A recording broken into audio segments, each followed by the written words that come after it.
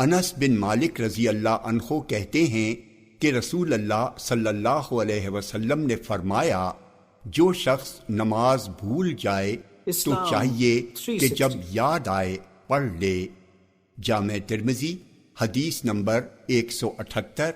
ابو عبیدہ بن عبداللہ بن مسعود سے روایت ہے کہ عبداللہ بن مسعود رضی اللہ عنہ نے کہا، مشرکین نے رسول اللہ صلی اللہ علیہ وسلم کو خندق کے دن 4 نمازوں سے روک دیا، یہاں تک کہ رات جتنی اللہ نے چاہی گزر گئی۔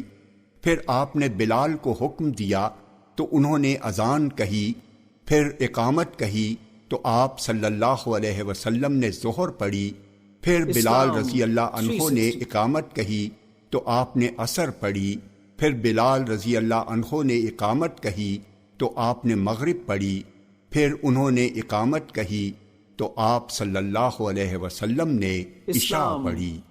جامع ترمذی حدیث نمبر 179۔